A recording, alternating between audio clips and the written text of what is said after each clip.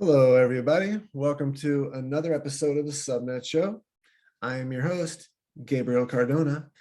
And as you can tell by looking around the screen, my amazing co-host, the man with the most cats in crypto, is having some downtime to recharge his battery.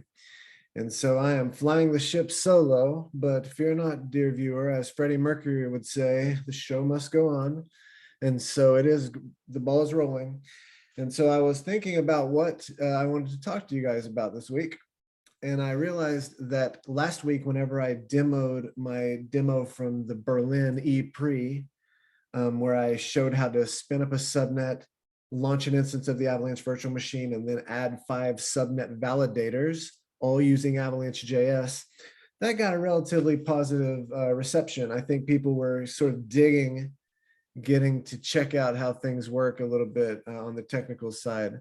And so I thought maybe this week we'll do something similar. This week, I thought we would do a deep dive on the Avalanche Virtual Machine.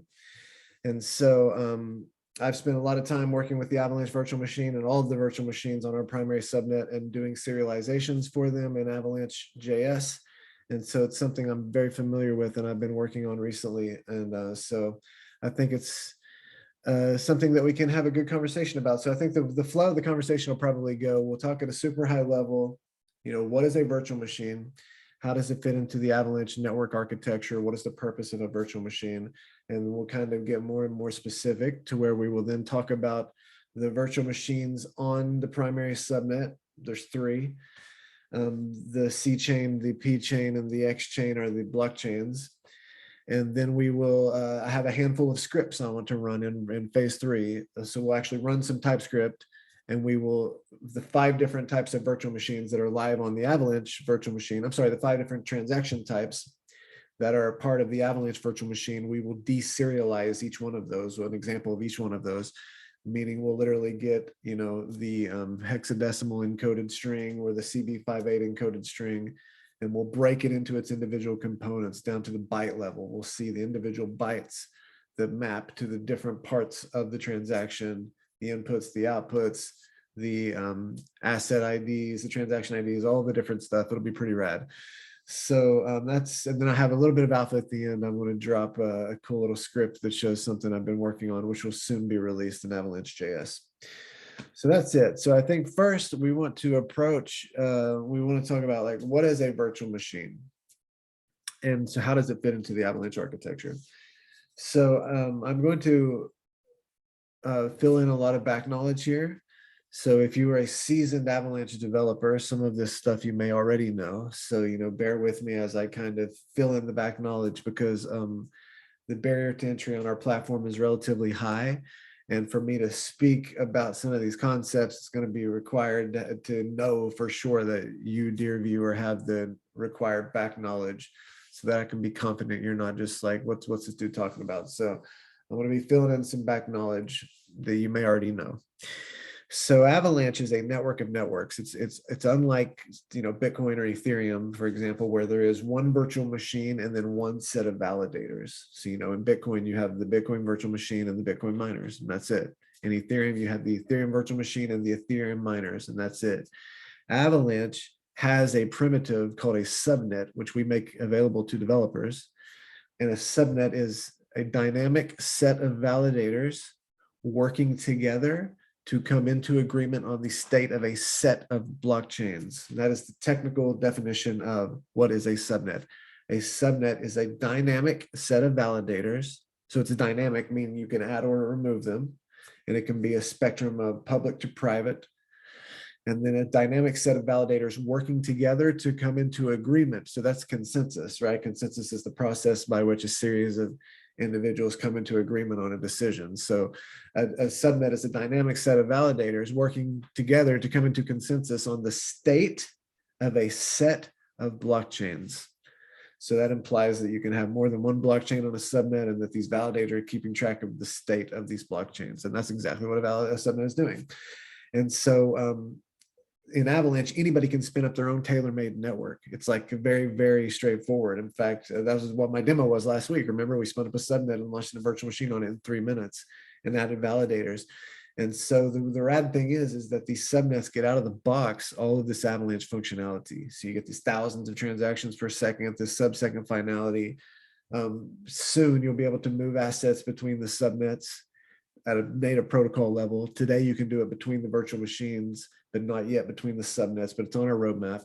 And today you can just build bridges. You can do the traditional bridging architecture. I'm just, I prefer stuff that's native to the protocol. Obviously, it's a smoother experience for a developer, and that's coming. We will have cross subnet asset transfers as part of Avalanche. It's just, it hasn't happened yet. But we already have it at the virtual machine level and the blockchain level. So already you can do cross subnet or cross blockchain transfers, which we're going to demo at the end of this. And so, so start out, what's different about Avalanche? We have these subnets. Well, the subnets have virtual machines that get launched on them as blockchains. And so the way to wrap your mind around this paradigm is think about object-oriented programming. So in object-oriented programming, you have a class, and a class is like a description. It's a template from which you can instantiate many different instances of this class. And all of these instances are objects.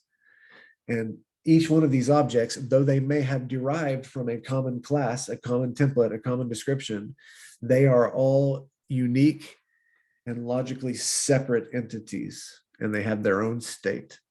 So that's a super high level, what is object-oriented. So that same paradigm with virtual machine and blockchain. So a virtual machine is to a class as a blockchain is to an object.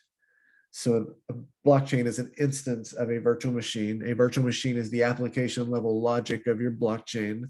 And you can instantiate as many one of these instances of this blockchain as you want. And though all of these blockchains may derive from a common template, a common virtual machine, they are all unique and separate and logically independent entities with their own state. And so you can even launch an instance of the same virtual machine multiple times in a subnet.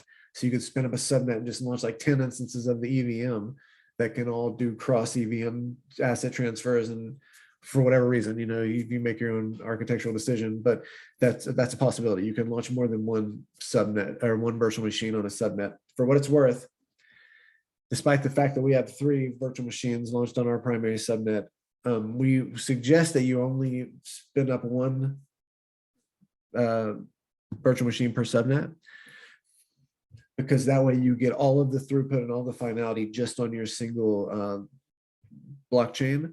And in theory, it will be so already you can do it with bridges, but once it's on the subnet, once it's on the protocol level, it will be so simple to move assets back and forth between the subnets that you might as well just spin a subnet up for each virtual machine, each blockchain, because then they all get the maximum throughput, and then they can just cross subnet asset transfer so easily anyway. It's not a big deal.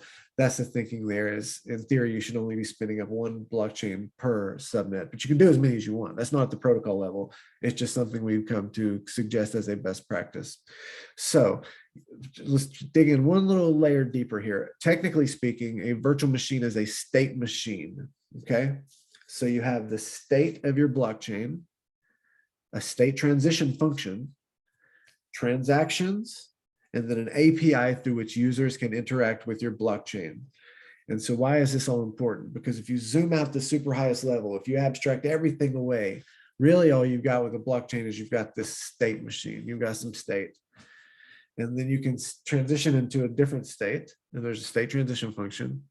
And then how do you get the data that allows you to build state number 2, right? If you're in state 1 and you go through some state transition function, what was in the state transition function? You can bow that in by the transactions. So that's what the transactions do. If you call a create asset transaction, it's going to cause trigger a state transition function that creates a new asset, creates a mint output, allocates some of this asset to certain different users with certain permissions. And so as a blockchain developer, as a virtual machine developer, you really need to figure out what your transactions are. And then ultimately you just need to be able to parse, verify, accept, and reject. And then above and beyond that it's incredibly expressive, so you can do anything you want with these virtual machines. They're incredibly, incredibly expressive. And so a virtual machine really was, to zoom back out to the original question, what is a virtual machine? How does a virtual machine fit into the Avalanche ecosystem? A virtual machine is the application level logic. That's the state machine. It's what allows you to transition between different states based on your transactions. And so again, as an application developer, as a blockchain developer, you need to figure out what your transactions are. And so now I want to dig into the actual code. Let me share my screen with y'all 1 sec.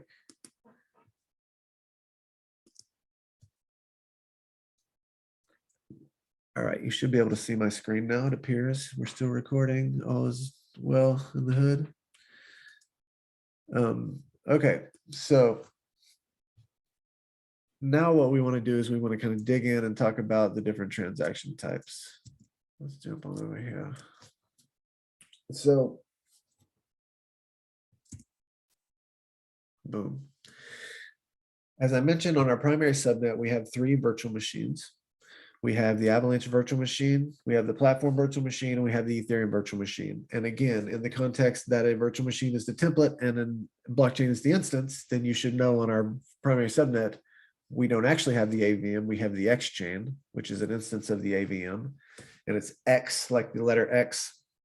And we got that from exchanging assets, because the AVM is a directed acyclic graph. It's a DAG, and it has partial ordering. And it's parallelizable, and it's prunable, and has super high throughput, 4,500 transactions per second, sub-second, immutable, irreversible finality. And it has what's called feature extensions. So you can plug in functionality to the AVM or the X chain. And there are 3 currently that ship with it. We have SecP assets. So that's AVAX, and then you can issue your own variable and fixed cap assets. Variable and fixed cap asset mean you can either mint more of this token in the future or not. If it's a fixed cap asset, when you create it, there will only ever be 10,000 of this particular token. Or it's variable capped, which means in the future you can say, you know what, I think we need to print or mint another 20,000 of this new token. And so that's the difference between variable and fixed. And then the second feature extension is NFTs. So it has its own NFTs. They are not ERC 1155 and 721 compatible, and they do not bridge over to the EVM. The other assets, what I just mentioned, the SecP assets, the variable and fixed cap assets, we call those ANTs, Avalanche native tokens. And you can actually bridge those from the Avalanche virtual machine into the Ethereum virtual machine and wrap them in what we call the ARC20 interface. And it's basically the ERC20 interface, and it allows you to take these Avalanche native tokens which you issued on the X chain, and to wrap them and use them in smart contract functionality on the Ethereum virtual machine, which is really incredibly powerful. But you can't do that with the X chain NFTs. So just so we're super clear about that, you can with the SecP assets, which are the first feature extension. You cannot with the NFTs, which are the second feature extension. The next thing is you can, I'll make sure everything's right. Check. Okay, so I want to make sure everything's on the up and up. That is the base transaction, or I'm sorry, that's the Avalanche virtual machine. Next, we have the Ethereum virtual machine. I want to go to the other end of the spectrum. So this is a DAG, and it uses UTXOs. So it's a directed acyclic graph that has partial ordering, and it uses UTXOs. The Ethereum virtual machine is a linear blockchain. It has total ordering, and it uses accounts. If you've ever used Ethereum, you're familiar with accounts. You just have one address that you use, and there can be accounts that are owned by the smart contract, or there can be externally owned accounts. So, it's just your identifier and your Ethereum address. In Bitcoin land, in Litecoin, in Bitcoin Cash, any of these UTXO systems, Avalanche Virtual Machine, there's something called UTXO. It's different than an account. It's very much like if you were just keeping track of your change in the money in your hand. So you start out the day and you have a nice crispy $5 bill, and you go somewhere and they charge you $2.50, and you give them 5. So you say, I'm going to use this bill right here. It's worth 5 credits, 5 whatever. So they take it. They give you back two $1 bills, 1, 2, and then 2 quarters. Bing, bing. So you have two $1 bills and 2 quarters.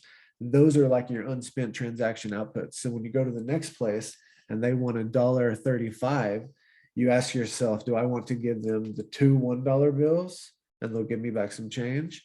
Or do I want to give them a $1 bill and I forget what number I said, but I believe the 35. So we need to give them both quarters. The question is, you want to give them two $1 bills or $1.50? It depends do you want more change in your hand? Then you would give them the two $1 bills and you would have more change. If you want to get rid of some change, give them the $1 bill and the 2 quarters, and then you'll get back 15 cents in change and you'll have $1 and then the 15. And so that might sound tedious because you're probably saying, so I have to keep track of every single unit of every single bit of value. In theory, you do. But of course, you can abstract that away in libraries and wallets. And it's not so tedious that it hasn't been overcome by Bitcoin and Litecoin and all these other systems, right? So it's different than the account model where you just have one address and you always send money to the same thing, send tokens or whatever to the same address. And it's just got some balance that goes up or down. You don't have to keep track of any of that. It's way more tedious than that, but it's not so tedious that it hasn't been overcome, and it has its own pros and cons. Again, if you want to do commutative transfers, super simple token transfers or value asset transfers, which can be payments, point of sale payments, and simple tokens, the DAG is a great data structure because you get thousands of transactions per second and this sub-second finality, and you don't get that on the Ethereum virtual machine. It takes a lot longer for this transaction to settle simply due to the architecture of the virtual machine. And so the Avalanche Virtual Machine is really useful for, again, if you want to do commutative transfers because it's prunable and it's parallelizable and it just gets insane throughput.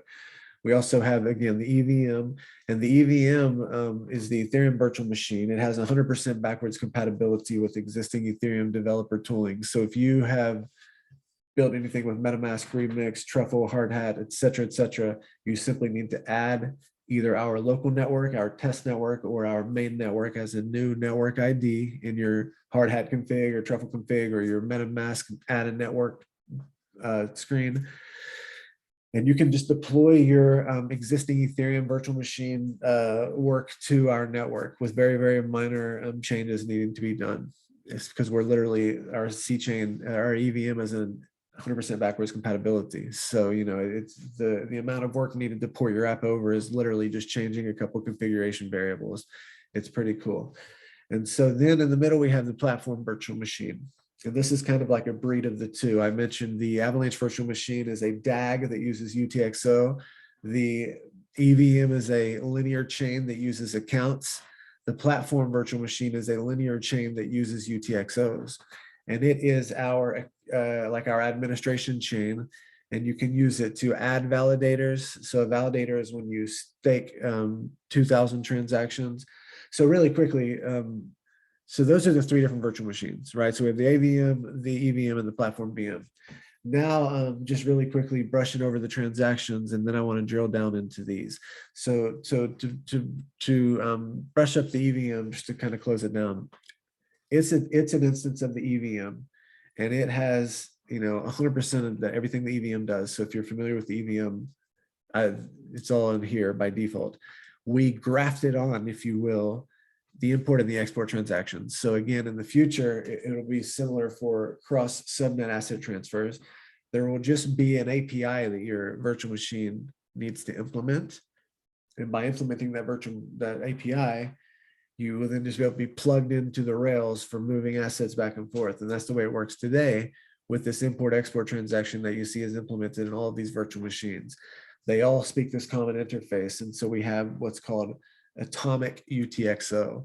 Basically, there's this UTXO set which sort of exists independent of any specific virtual machine or blockchain. We call it the atomic UTXO.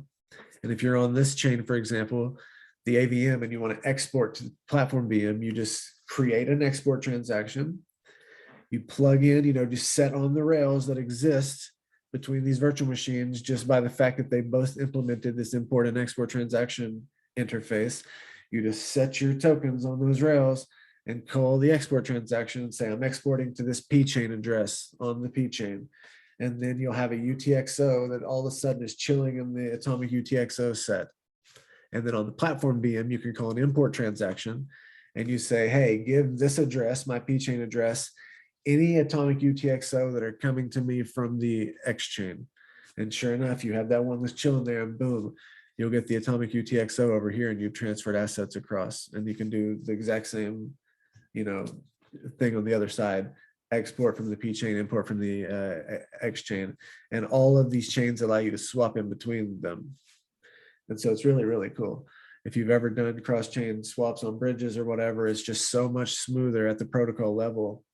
Right now, it's two transactions, an import and an export, and action on both sides. But I'm positive on the roadmap, there's been this, I forget what it's called, but there's the idea of doing a single transaction to, make this even smoother, right? Like the UX could be cleaned up in that one regard. It's currently 2 steps, which I don't mind so much because you just have UTXO and a UTXO set. It happens to be atomic instead of on the one virtual machine, but it's the same thing. If you have UTXO sitting on the X chain, or if you have UTXO sitting in the atomics UTXO set, what's really the difference? You have UTXOs chilling somewhere, right? That's how I personally view it. I guess the difference would be you might be able to see it in different wallet balances and stuff. But with regards to, are the UTXOs safe and happy in their home? Sure, they're chilling in the UTXO set that's atomic as opposed to one that's mapped to a virtual machine. So now let's talk about the platform VM, and then we're going to drill down into the actual technical specification of the AVM. The platform VM is our administration chain, as I mentioned. It allows you to add a validator. So this is when you stake 2,000 AVAX and you actually make your node a full validating node, which means it will, based on its weight, be sampled to create the next block or the next vertex. Whenever you add a validator, you can only validate between 2 weeks and 1 year. And you have to stake at least 2,000 AVAX up to 3 million AVAX. That's the cap. And whenever you set up your validator, you can have other people delegate. You'll notice there's an add delegator transaction. You can have other people delegate some of their AVAX to you. If they don't want to run their own node, if they don't have 2,000 AVAX to stake, they can delegate at least 25 AVAX to you. And that will increase your weight, which increases your statistic probability of being sampled in the next round to create the next block or vertex. And so you can charge them a fee for that. So whenever you call add validator transaction, not only are you setting the amount of time, not only are you setting the amount that you're staking, you're also setting a rate, a fee that you will charge other people to delegate to you. Next, you have the add subnet validator transaction. So as I mentioned, as you can see down here, we have the create subnet transaction. Creating a subnet on Avalanche is incredibly simple. You can see it's literally a single transaction call, create subnet transaction. Once you have a subnet, you need to add validators to it. And so again, there's the add subnet validator call. It's pretty much the same as the add validator call. There's a couple of gotchas here. One that comes out, immediately you have to pass in the subnet ID, obviously. So you will have had to call this beforehand. Or if somebody else has, in theory, you're adding your validator to a subnet. So you need the subnet ID. And then the amount of time. You can only have your node validate a subnet for a subset of the amount of time that your node is validating the primary subnet. So one of the hard prerequisites, I should say, of validating your own subnet is that you have to have a node validating the primary subnet. That's the one hard rule. So our primary subnet today has like nearly 1,600 full node, full block and vertex producing validators. 1,600. I think it was like 1,576 when I looked a couple weeks ago. So close to 1,600 full block and vertex producing validators. Theoretically, Avalanche Consensus can do millions of validators, but of course that's never been tested in the real world. But we used to be able to run on IoT devices like the Raspberry Pi, but lately, maybe in the past, not lately, but in the past year or so, that's not been possible. But that's really just engineering coding reasons. There could be optimizations made to would allow us to run on the IoT again. That's definitely on our roadmap. It's been something we wanted to have again. It just based on how fast the code has been growing and so much functionality, we need to, sort of do some architectural step back and figure out if there's ways we can optimize things to get back on the IoT. Because in theory, we would be able to run on every type of device, and that would get us to tens of thousands, hundreds of thousands, millions of validators. We have to find that sweet spot. What is the exact sweet spot? We don't know, but we know that theoretically we can handle millions of validators, which is pretty rad. There's the add delegator transaction, as I mentioned, that allows you to stake, if you will, 25 AVAX or more. I don't know if there's a cap. I think the cap might just be the 3 million that you can add to a validator. But you add your weight to a validator, and that increases their weight. As I said, increases their statistic probability of being sampled in the next round. And you get back some of the AVAX which is created, and they take their fee off the top. You also have the create chain transaction. This is how you create a virtual machine into a blockchain. Basically, you pass in a subnet ID. You say, on this subnet, I'm going to be launching an instance of. You pass in a virtual machine ID. There's a RPC call that you can call in the JSON RPC that allows you to get back a list of virtual machine IDs that you can then say, I'm launching an instance of this VM on this subnet. And then you do what's called a subnet auth transaction, which is like this multi-sig type of thing we'll dig in the future. And then you launch this instance of a virtual machine as a blockchain. Next is the create subnet transaction. So as you might imagine, this allows you to create a subnet. So after you create a subnet, you need to add validators and launch a blockchain on it. But this is the very first step. So it would go like step 1, launch the subnet. Step 2, launch the blockchain. Step 3 through 8, add validators. We suggest a minimum of 5 validators, but if you have reasons that you can use less or more, it's up to you. Obviously, that's up to you. We suggest 5. And then there's the import and export transaction, which I mentioned are the critical APIs to implement in order to have Rails to move assets back and forth. And then now there's the Avalanche Virtual Machine. And this is the one we want to deep dive on. And so we're going to talk about all of these transaction types, and then we're going to actually run scripts which show them. So right now, we're actually going to dig down into the bits and the bytes of the code. This will be the first time you start seeing some hexadecimal. We're going to see a lot of hexadecimal and a lot of CB58 encoded strings. CB58 is our base 58 encoded string with a checksum.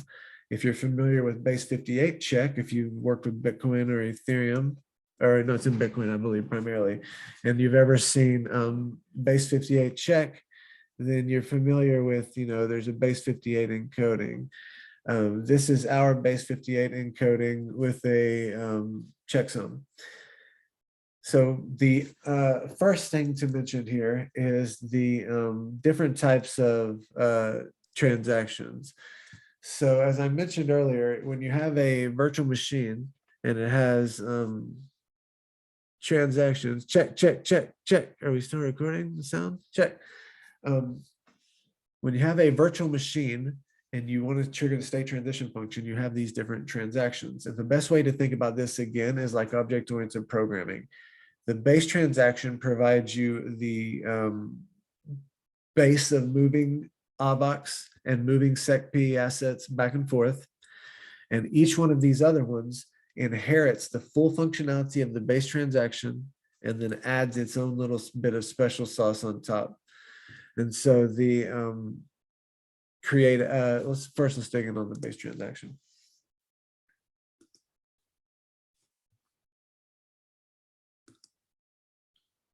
I don't think so. I think we're still good. Yeah, there we are. We're good. Need a little graphic to make me feel good about myself. The mute, just so you guys know, the little microphone mute wasn't reflecting that I was talking, and I didn't want to think that I was talking while being muted the whole time, but it appears we're good. All right, so back on track. The base transaction allows you all of the core functionality you need to be able to move AVAX and SecP assets back and forth. And so there's a couple patterns here that we're going to see repeated over and over. So the first is that every one of these data structures in our transaction specifications all have IDs, identifiers. And that's because we're serializing these big data structures. They're JavaScript classes, which we're going to show you in a second. And then they're basically, serializing, they're dehydrating down to this big string, ultimately a buffer, a JavaScript buffer, which is a JavaScript data structure for handling binary data, right? So you're ultimately taking these data structures and serializing them down. So they all have these identifiers. So whenever you have these big long strings of data, you can find the different components in it. whenever you need to rehydrate or deserialize back into a big data structure. And we're going to show you all of this here in a little bit. So you will actually, once you work with this hexadecimal and this API long enough, your brain will actually develop the muscle memory required to spot these data structures in the wild. Whenever you're just looking at a huge string of text, you can be like, oh, there's a type 0 base transaction. We'll see that in a minute. I'm actually going to show you what I'm talking about. So all transactions, all of them, because if you remember, they all inherit all of their functionality from the base transaction. Every transaction, all 5 have a type ID, which each one of the other ones won't be 0, of course, and they'll change that. They all have a network ID. So remember, Avalanche is a network of networks. So this network ID allows you to route to the right network. They also have a blockchain ID, and this is a 32-byte identifier. And the reason this is so great is it's used for replay attacks, replay attack prevention, I should say. So if you've ever worked in a blockchain which has forked, so for example, when Bitcoin forked into Bitcoin Cash, and there's been a ton of forks around that whole era, lots and lots of Bitcoin forks, but even, basically any network that's forked. For the brief moment when they first fork, there's this potential for an attack called a replay attack, where somebody can take a transaction that's valid on one network and replay it on the other and move funds, because the networks are still basically the same. So unless the developers on one of the sides is gracious enough to implement replay protection, you have this attack vector called a replay attack, and it sucks. And it happens until the networks, their states change enough, something gets introduced in some way which is non-backwards compatible, at which point it's like they're 2 separate species and they can no longer crossbreed or whatever, right? But there's that one moment where they're still close enough on the evolutionary tree where you can attack each other. Not possible on Avalanche, because imagine the scenario. Remember, a virtual machine is a template. Imagine somebody takes a virtual machine to the X chain and launches 3 or 4 of them on the same subnet. Would you be able to do replay attacks across the different blockchains, because they're basically the same exact blockchain? You would not, because encoded into the transaction is a 32-byte identifier for the blockchain ID, which is going to be unique for every single instance of the virtual machine. And so if you took a transaction which is valid on blockchain A and tried to replay it on blockchain B, it would complain because blockchain A and blockchain B have different blockchain IDs. So that's pretty rad. We have baked in to our protocol, we have replay protection. Replay attack protection. And again, if you've ever worked, replay attack prevention. Again, if you've ever worked in a ecosystem where you dealt with replay attacks, it sucks. It's like incredibly headache central that we don't have that at all. Next, we have this idea of outputs and inputs. And so if you've ever dealt with UTXOs, unspent transactions, outputs, you know that basically whenever you create a transaction, as I mentioned with the cash analogy, you have to get some inputs. These are the things you're going to spend. And then you have to create a new set of outputs on the other side. This is like the change after a transaction. And so the inputs are like literally pointing to the different bits of money you have. I want to use that $1 bill, and I want to use those 2 quarters because we're paying $1.37. So those are my inputs, this $1 and these 2 quarters. And then on the other side, I'm going to have the change for that, right? The 13 cents. And it's going to be 1 dime and 3 pennies. And that's going to go back into my UTXO set, right? So then I'm going to have a $1 and 13 cents. If my math was correct, I'm going to botch that by a penny or 2, but I think you know what I'm saying. And so that's how UTXO works, input and outputs. And what's cool about Avalanche, the AVM, is that we have different types of outputs and different types of inputs. And we also have what are called operations, which are similar. And so, you know, whenever you include inputs, you can have different types of inputs, which we're going to explore in 1 second after we just wrap out the last thing that's involved on every base transaction. And that is the memo field. So every single transaction, because if you remember, all of the other 4 types inherit all of the base transactions functionality, all of the different transactions are able to write a 256 up to 256 bytes of arbitrary data. And so, you know, if you cleverly encode something, you can pack a lot in 256 bytes. In fact, all of the Bitcoin token stuff is all built on this idea that Bitcoin has this op code called op return, and op return allows you to write up to 80 bytes of arbitrary data on the blockchain. I know Bitcoin Cash's is 220 bytes, and Bitcoin Cores, BTCs, is 80 bytes. And so people are able to encode in this 80 bytes or 220 for BCHs, the issuing assets, transferring assets, minting more assets, burning assets, all of the different actions that you would do when dealing with tokens. People have encoded those into those operator and outputs, and then they have wallets that can pull those encodings out and decode them and make sense of them. And that's how SLP tokens work in Bitcoin Cash, and they're incredibly cool, and they're super lightweight, and they're great. I worked with them for a long time. Somebody could implement something like that on the on the AVM, although you wouldn't need to, obviously, because we have tokens built in native to the platform. But for what it's worth, you could literally follow that exact same model. That'd be great to see somebody implement SLP as a hackathon project on top of the X chain. That would make my day. And so, but a more practical use of it is to write some type, literally a memo, to use it for accounting. You can use it if you're sending money across the bridge. You could use it as bridge instructions. I use it extensively. So in all of our examples today, I believe literally every one we use it. And it helps me because I look at the code a lot as hexadecimal. You're going to go with me on that journey today. And so it helps me it provides me with a roadmap. I will look up and I'll see the memo, and it helps me know where I'm at in the code. And you'll see what I mean in a little bit. So that's the memo. It can be up to 256 bytes. And now let's go back to the inputs and outputs. So here again, you can kind of see the Gantt specification, and down here we have a proto specification, and then we have an example. All of this is in our docs, docs.avox.network. Go check it out, the specs tab. This is all great. This is down to the bits and the bytes about how all of our different virtual machines work. You can implement this in any language you want, right? This has been implemented in TypeScript for Avalanche JS. It's implemented in Go for Avalanche Go. We used to have a Python client. I've seen somebody working on a Rust client. So, this can be written in, you can implement this in any language you want, and we give you the specs to do it. And you can even go look at how we've done it in Avalanche Go and Avalanche JS to get a sense of, what is idiomatic and what is not idiomatic. So the inputs and outputs, think about it like a box. It's an array. So, if you're a programmer, an array is just a data structure you can put other data structures into. So it's like a box, right? It even looks like a box. So you can put transferable outputs and inputs into this box. Well, what exactly are transferable outputs and inputs? Let's go look at the docs. So a transferable output has an asset ID. Okay, fair enough. And then it's got an output.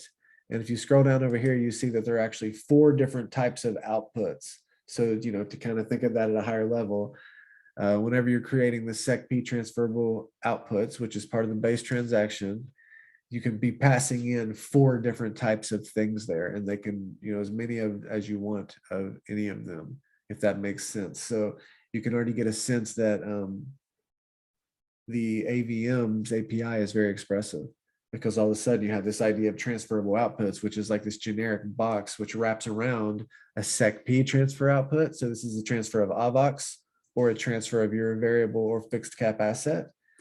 It has a SecP mint output. So this is required to mint more of your custom token. Whenever you do the operation transaction, which we actually will demo at the end of this, you pass in the mint output and consume it.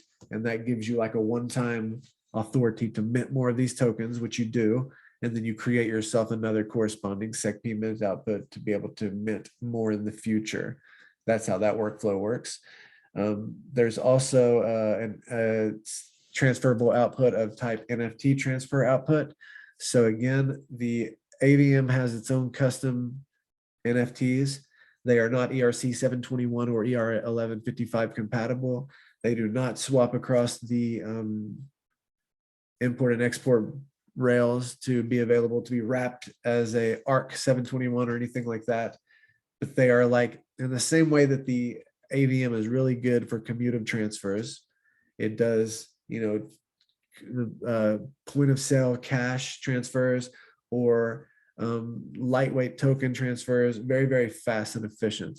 The same thing with these NFTs. So these are like a collectible kind of paradigm. And they, again, they are supported in our wallet. So if you use our web wallet and you go to the portfolio section, you can actually see these NFTs, and they're pretty cool. And so one of the 4 types of transferable outputs is an NFT transfer output. And then lastly, we have the NFT mint output, which, as you might imagine, is required to mint more NFTs. So I didn't say it, but in the former one, if you want to transfer an NFT, you have to call an operation transaction, and you have to consume this NFT transfer output, and then you can move the NFT as a transferable operation, which we're going to talk about next. And then you can create as an output a new NFT transfer output. So it allows you to transfer them again in the future. And it's the same thing with the NFT mint output. You have to call an operation transaction and consume this as one of the inputs.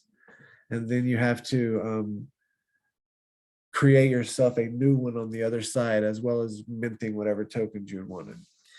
And so those are the transferable outputs. So I had mentioned, like, what is a transferable output? It's kind of just a box. You have an asset ID on it, and then inside of the box can be any one of those other 4: a SecP transfer, SecP mint, NFT transfer, and NFT mint. And you can pass in as many as you want of each one, right? It's because if you remember, on the base transaction, the transferable inputs is an array. It looks like a box, right? So it's a variable length data structure. You can pass in as many as you want. So just imagine you're packing up a bunch of boxes, and you have 5 SecP transfers because you're moving AVAX to 3 different people, and then you're moving your custom token to 2 different people, and then you have a SecP mint box because you need to issue some more of this token, and then you have an operation transaction that allows you to call those operations and move those assets and issue the new tokens. And so next we have the SecP, we have transferable inputs, and it's similar to transferable outputs. It's an array, and it can accept a variable length number of transferable inputs, but there's actually only one type of transferable input, and that is the SecP transferable input. It's in type 5. Oh yeah, I didn't list those other types. I do want to do that real quickly. So if I go back up here and say the transferable output, it has an asset ID, but the individual types, SecP transferable output, which is just moving AVAX or moving one of your custom tokens, is a 7. You'll see this a lot today when we get to the hexadecimal. Mint, a SecP mint is a 6. NFT transfer output is a B, which is what in decimal? 10, 11. So it's a B. It's, of course, hexadecimally encoded. And then a mint output is an A. So that would be a 10 because it's hexadecimally encoded as well. So in decimal, it's 10. Hexadecimal, it's A. And then you also have the SecP transferable input. So those are the transferable outputs. You have those 4 types. Then you have the SecP transferable input, and it has a type 5. So it's very common for me to see a type 5 and a type 7. A 7 is a transferable output of AVAX or custom token. It's usually AVAX because there's a lot of AVAX that moves around. And then the input, the corresponding input is of type 5. That's a SecP input, right? I've got to consume this input to produce this output, and then the difference is the fee. So input minus output equals fee. The fee gets burned. And so that's the way that works. And then, so that's the base transaction, right? So it's a super high level. We just went over what's in the base transaction. It has its own type ID, which is 0. It has a network ID that allows it to route to the right network because Avalanche is a network of networks. It has a blockchain ID, which prevents replay attacks. It's built into the protocol level. So there's no way you can take a transaction and replay it on a similar instance of a virtual machine because encoded into the transaction is the blockchain ID. It also has a variable linked array of outputs that can be of type SecP output, SecP mint, NFT output, or NFT mint. It has a variable linked array of inputs. There's only one type, which is the SecP transferable input of type 5. Then it has a memo, which is 256 byte string, arbitrary. It can be empty if you want it to be, of data that can be used for whatever you want. And that's a base transaction. And that's sufficient to cause a state transition function between one state of your blockchain and another. And the difference between them is going to be the assets that you moved around in these inputs and outputs. And so the next one we want to look at is the create asset transaction. And you can see here, if we go look at the Gantt specification of the base transaction, and then you look at the Gantt specification of the create asset transaction, you can see that in the create asset transaction at the top, it says base transaction. So you can imagine if you're taking all of this functionality that exists in the base transaction and you're just copying and pasting it to right here. So that's what I was saying. It's similar to object-oriented programming. All of these assets are inheriting all of their functionality from the base transaction, and then they're getting their own little special sauce at the end. So literally, whenever we see this as a transaction serialization, we'll see an entire base transaction serialized, including the memo. And then after that, we'll see the name, the symbol, the denomination, and then the initial states. So this is when you're creating your own variable or fixed cap asset, what we call Avalanche native tokens, ANTs. This is how this is done. And so whenever you're doing this, you pass in a name, which is going to be obviously the name you want your token to be. You pass in a symbol, which is the ticker symbol. You pass in a denomination. So this is how many periods you, or how many zeros you want after the period. AVOX is 9. So you can have a dot and then 9 numbers after an AVOX unit. You can be no more than 32, but it can be up to 32.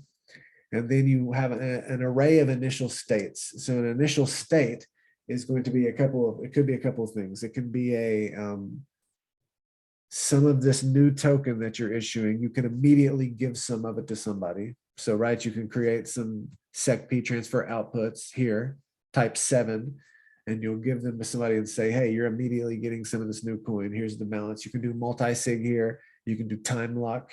So you can say, the 2 out of these 3 addresses need to sign to move these funds, and you can't do it for 1 year from today.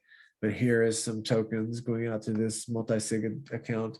You can do a lot of cool stuff here. And then you also create your mint output. So you remember in the future, if you're going to if you're going to mint any of this asset, you need a mint output. So this is the time that you create that mint output. It's one of the initial states. So that's how that's done. And also similar, if you're creating an NFT, you would do the NFT transfer output or the NFT mint output would have to happen here. And then, so that's the create asset transaction, which we're going to look at here in a second. Again, this creates an Avalanche native token. AVOX, the AVOX token, though most people use it on the C chain, it was actually issued on the X chain. It's an X chain asset. It's an ANT, an Avalanche native token. It's a fixed cap asset. There will only ever be 720 million AVOX. We know exactly how many there are. And so that gives us similar economics to Bitcoin, but we're able to use it in smart contracts in a way which is native to our platform, which gives it a little bit of the Ethereum vibe. So it's a little bit of the best of both worlds. But yeah, AVOX is a fixed cap asset. There will only ever be 720 million. It was issued on the X chain. Okay, so next we want to say, that's the create asset transaction. Next, we have an operation transaction.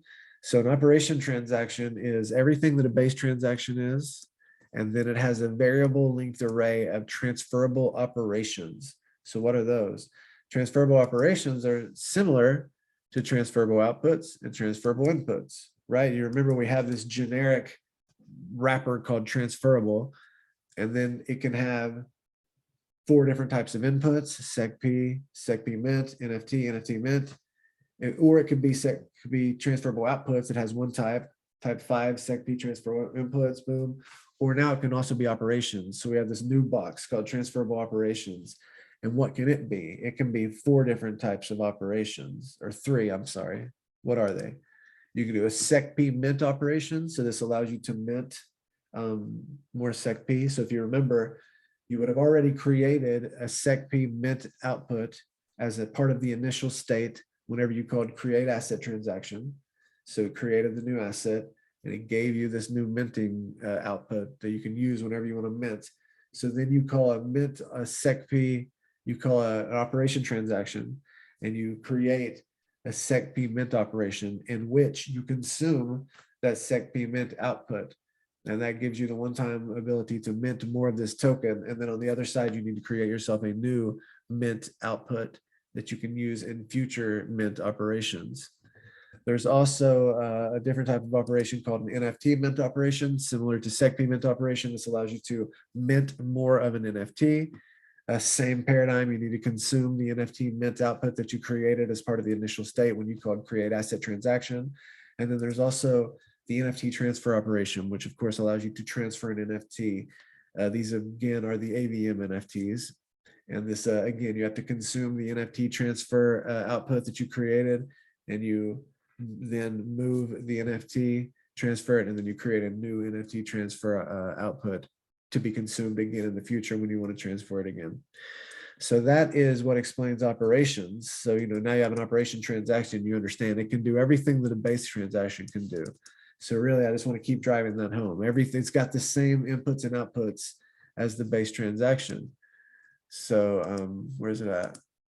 Right here, the base transaction. It's got this whole data structure, if you remember. The operation transaction is all of this plus the operations.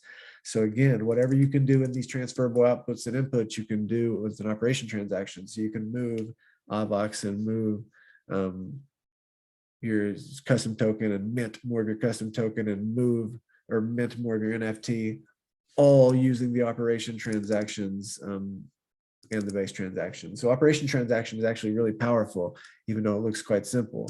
It just does everything the base transaction does, and then allows you to do minting of NFTs and SecPs and moving of NFTs. It's pretty cool. And then lastly, you have the import transaction and the export transaction, which, as I mentioned, are required to implement to have assets, move on the rails that exist between the virtual machines. And it's a similar paradigm to what will exist in the future for cross subnet asset transfers. You'll simply need to implement this interface and you'll be able to move assets back and forth across the subnets. So the import transaction, again, does everything the base transaction does, and then it has a source chain and then some transferable inputs. So if you remember, the way our cross subnet assets work is we have this atomic asset UTXO set, atomic UTXO set. And whenever you export, you say, hey, I'm going to send these tokens to this address on the P chain. I'm on the X chain. I'm going to send these tokens to this address on the P chain. And it's an export transaction. And then it creates an atomic UTXO, which is sitting in the atomic UTXO set. And then you call this import transaction. If rewind that a little bit, I had just talked about exporting from the X chain to the P chain. In this particular example, it would be coming from the P chain. So in the previous step, you would have exported from the P chain. There's now an atomic UTXO set. This transaction on the X chain calls import transaction. And it says basically, hey, give me any UTXO that exists for this address coming from this, give me any atomic UTXO that exists for this address coming from that source chain, in this case, the P chain. And so all of a sudden, boom, you'll have your UTXO and you can import it, and you just swapped assets between the P chain and the X chain. It took 2 steps, export on one side and import on the other. It's been on our roadmap for a while to have that, I forget what it was called. I can't remember the buzzword, but it's been on our roadmap to have that even be 1 step to make it even smoother. But even 2 steps isn't so bad in my opinion. And so you can imagine that same exact paradigm existing for cross subnet asset transfers. So that's the import transaction. And then the export transaction is basically the same as that, right? You're going to, everything the base transaction does. And then instead of saying, give me all the UTXO that exists for this address from that chain, you're saying, here are some assets, send it to this address on this chain over here. And it'll create an atomic UTXO that will then just chill there until somebody on the other side calls the import transaction. And the X chain, the AVM can import and export to both the P chain and the C chain. And it can even implement ants. I'm sorry, it can cross subnet my thoughts. It can swap across the virtual machines between the X chain and the P chain and the X chain and the C chain, ants, Avalanche native tokens. So not just AVAX, but assets which you create yourself. You can actually swap and move them across the different chains using the same API. And so that's the import and the export transaction. That gives you a sense of, the virtual machines are just the state machines, and you need these transactions to trigger the state transition functions. So each one of these, between everything you've just seen here, that does the extent of what the Avalanche Virtual Machine does. It does the base transaction. It sends AVAX around. It sends SecP assets around. It does a create asset transaction. You can create new SecP assets. You can create new NFT assets. There's an operation transaction, which allows you to move NFTs and to mint more NFTs and to mint SecP assets. And then you have the import and the export, which allow you to swap assets between these different virtual machines in a way that's all super smooth. And that is it for the AVM. There's obviously the platform VM, which is pretty intense as well. You can imagine sort of deep diving on each one of those, which we're going to do in a future episode. And then the EVM, which is actually quite straightforward. It's just the EVM with these import and export. But with regards to the AVM, there it is.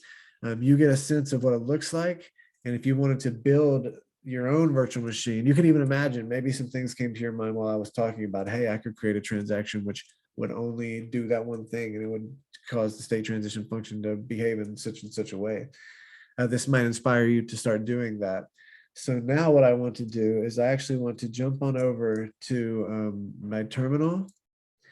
And I want to run some of these scripts. So I have them even here in my notes in the order I want to run them. So I shouldn't stumble up too bad. But you know how demoing goes. Let's see how this goes. So the first thing I want to do is I want to create a,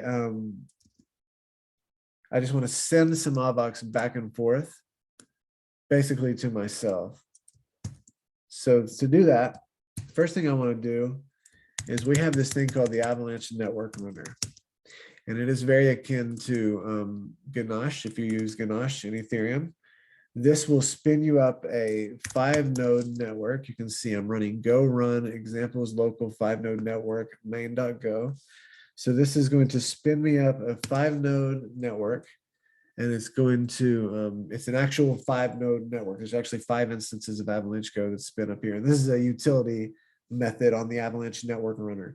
The Avalanche Network Runner is really, really powerful, actually.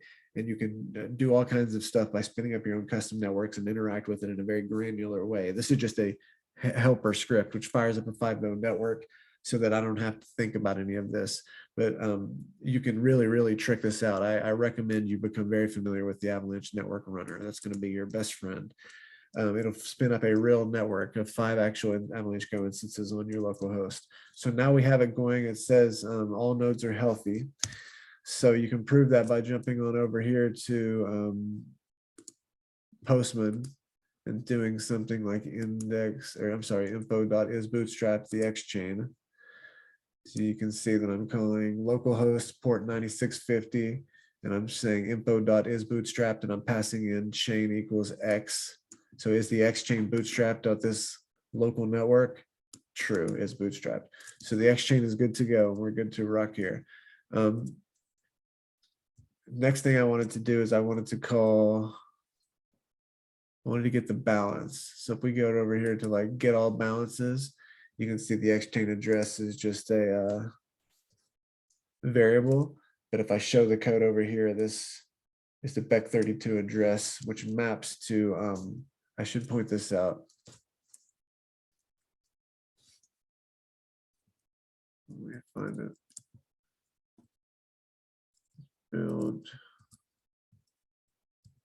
Build based transaction and no, that's Avax, right? Build based transaction Avax. Pardon me, my friends. So this is the transaction. This is the script I want to run, and there's a couple things to note here. Where do we have it? We have this guy right here. So you can see I'm doing priv key equals, and then I have this private key prefix, and then this default local Genesis private key, which if I click through is this EWOC key. We call it EWOC because it has these, just making sure on target here, it has these 4 letters at the beginning, EWOC. This key is funded on the Genesis blocks and vertexes of the X chain, P chain, and the C chain a lot on this local network. So on the C chain, I'm sorry, on the X chain, it has 300 million AVAX. On the P chain, it has 30 million. And then on the C chain, it has 50 million. So if you use this private key, which is a constant in Avalanche.js, so this is known to the world, this is public. Don't ever use this with value-bearing assets. This is only for use on your local debugging network. And we have it as a constant because now in this script, we can literally just import it like that and import it into the key. keychain. And now we have a funded wallet with 300 million AVAX on this local little script right here, which is very helpful, obviously. And so now you can see when I run this, it's going to list the number of addresses. It's going to list the addresses. And you're going to see that the one it shows is this BEC32 encoded address. And then you're going to see that it is basically building this base transaction where it's sending. So it's getting getting the balance for my single address. I only have one address. It's saying, what is my balance? If we go over here and say get all balances, we can see we have 300 million AVAX, right? So it's going to get back. I'm not calling get all balances. Technically, I'm calling get balance, which is this one. And you can see again, I have the X-chain address, which is my BEC32 address. And then I have the AVAX asset ID as AVAX. And so it's going to tell me that I have this many, and then this is the UTXO ID. So this is the actual transaction and the index of the output that I have this money sitting at. This is the actual key on the map, if you will. X marks the spot. And so I have all this AVAX. So in the script, I'm saying, hey, give me all that AVAX, give me the balance of it, and now create a new output. Where are we at? Oh yeah, right here. So now create a new amount that is the current balance minus the fee.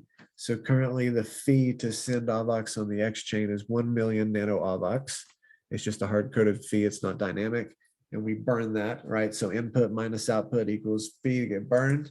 So the balance minus the balance sub the fee is the new amount. It should be literally all of the 300 million, which is much more in nano AVAX, whatever this number is in nano AVAX, it's a big number. Minus 1 million, nano AVAX. So this is 300 quadrillion, this nano AVAX, this is how many you have. Minus 1 million is what I would expect the output of this to be. And so now we're going to send some funds. And there's one more thing I want you to notice. I'm going to log this transaction as there's this to buffer and from buffer. So those are the methods that get called when you want to serialize these data structures down into the format which gets posted to the full node.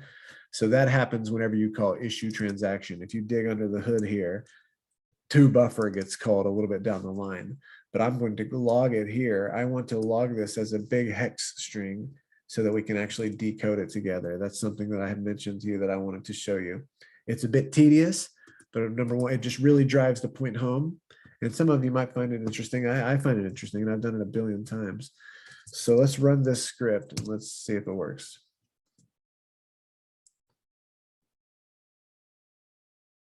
So it did appear to work. It gave us a success transaction ID. So there's a couple of strings we're seeing here. You can see that this one is, where are we at? This one right here is CB58 encoded. So this is a base 58 encoding with a checksum. And then this one above it is hexadecimal. And so this is the transaction ID. So in theory, it did move some funds back and forth. So now if we go check the balance, as I mentioned, I would expect it to be 2,99999 with a grip of nines right here. And so it's now 299 quadrillion, 299 million billion. I think that's correct because the nano AVAX of 1 million is the fee. And so now there's something else I wanted to do. Take this hexadecimal and clean it up. We have this nice little website here, clean hex string. And now you and I, my good friend, are going to decode this hexadecimal string. Are you ready?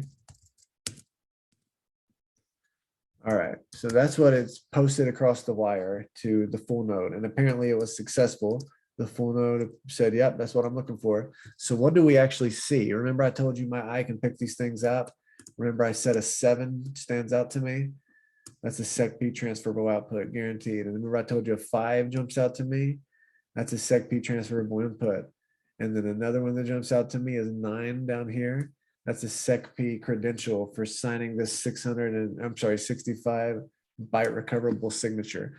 So see how I can already in my mind break this down into all the different components, and we're going to do that right now. Let me make this a little bigger. Okay, so first, check, check, check. Make sure we're on the level here. Check, check, check. Check, check, check. I think we're good. Okay, so now we're going to see the first 2 bytes is the codec ID. Where we're at. Next 4 bytes is going to be the type ID. If you remember, 0 is a base transaction. The next 4 bytes are going to be the network ID. 0539 is 1337 in hexadecimal. If you remember, this is the 1337 network. The next 32 bytes are going to be the blockchain ID. So this is the X chain on the local network. Then next we have here, I'll even show you what I'm doing right now. This is the base transaction, right? So we just did the codec ID, which isn't on here, but it says it at the top right here. It says some data is prepended with a codec ID that denotes how the data should be deserialized. Right now, the only valid codec ID is 0000. So you can see that's the codec ID. It's just a given. I prepend it at the beginning of all these data structures which require it. Next, we have the type ID, which is 4 bytes, which is 0. Then we have 4 bytes, which is the network ID. And you can see that that is right here, 1337, which is that number again, just to really drill it home. Let's get that hex value. Let's clean it up. We'll take it and go from hexadecimal to decimal. 1337. So that's the 1337 network. Next, we want to the 32 bytes for the, let's clean this up. So this is the blockchain ID. So let's take this over here, get rid of all the white spaces, convert it to CB58 from hex. And so now that QZ little f, big F, we should be able to go over here and say info.get blockchain ID for the X chain. And like, boom, it's that same string. So that encoded into the transaction is the blockchain ID. If you remember, that's useful for replay protection. So then we have, if you look at the base transaction, we now are going to have a variable length array of these transferable outputs. Remember, I told you there's multiple outputs and inputs. So now we come to that part of the code. So 1 is the variable length part. Anytime in our serialization, there's something which is a variable length, you don't know how long it's going to be. It'll either be a 4 value, 4, or 2. You'll see in the next transaction, the create asset transaction, the name and the ticker symbol are only 2 bytes. But most of the time it's 4 bytes because that's a big number. And so now we know for sure there's only going to be 1 transferable output because the number is 1. And so now this next part is transferable output 1. So the first 32 bytes are the asset ID. The next 4 bytes are the type ID. Remember, it's 7. This is SecP transferable output. The next 4 bytes are the 1, 2, 3, 4 are the amount. The next 4 bytes are the lock time. The next 4 bytes are the threshold. The next 4 bytes are the number of 20 byte addresses in this array. So there's going to be one address of 20 bytes. And if you, this is the public key, which maps to the EWAC address. So basically this is an output saying this type, this is the asset ID. So AVAX, which is a SecP transfer output of this amount, this is going to be that 299999 whatever, is available immediately. This is all zeros. The lock time means 0 is now. And only 1 address needs to sign for it. It's a 1 of 1. And then this is the array of addresses which can sign for it. There's going to be 1 of them total. And here it is. It maps to your EWAC private key. So that's what that output is telling us. So next, we know there's going to be a count for the number of transferable inputs because there was only 1 output. And the next thing, of course, on the base transactions data structure is the transferable inputs. So you can even see over here, it says 4 bytes plus the size of them total. So the 4 bytes is the count, right? How many here are 4 bytes? how many here? 4 bytes. So it looks like there's one transferable input. So I know that the data structure is 32 bytes for the TXID, 4 bytes for the UTXO index, because there could be more than one UTXO in a transaction. So as an input, you're saying, my input that I want to spend was in this transaction ID, and out of all the UTXO, it was the first one. And then there's 32 bytes for the asset ID, and then there's 4 bytes for the type ID, 5 is the SecP transferable input. Remember I told you 5 and 7 stand out to me. So 5 is the SecP transferable input, 8 bytes along for the amount. So this is going to be the 300 million. Is that accurate? Let's see here. Let's clean it up and test it. Convert that to decimal. And it was, right? So this is the input. I had expected it to be the 300 million. So I took the hex, that's the amount. The 8 bytes that come after the 4 bytes that tell you the type ID is the amount. So I took those, I cleaned them up, meaning I got rid of the white space. And I took that number and I converted it from hexadecimal to decimal, and it converts to that. So then I would expect, remember, I would expect this, since this is the output, this should be the 299.99 version. So let's do the same thing. Let's clean it up. Did I copy that right?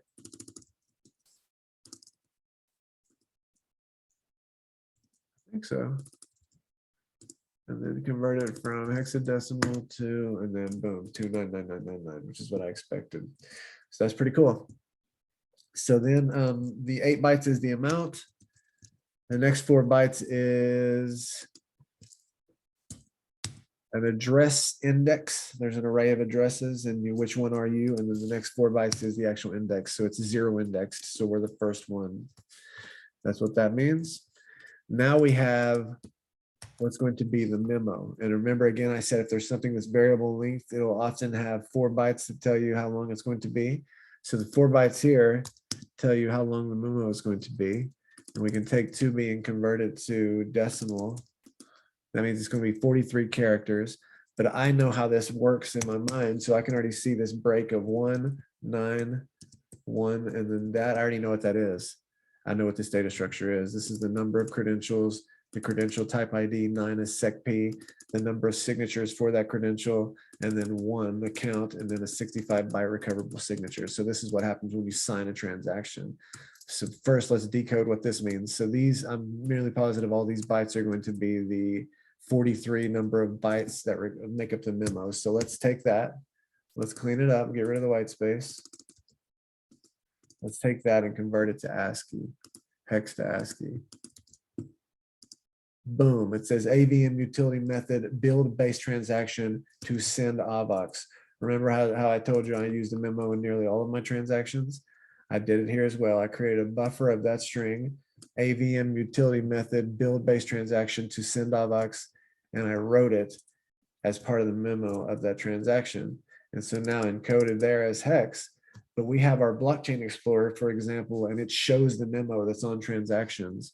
And so, like I said, I use it in all of mine. I think it's a really great feature. It's just like having a memo in a checkbook. You know, the little memo field, like, what is this for? It can, but you can encode data into this.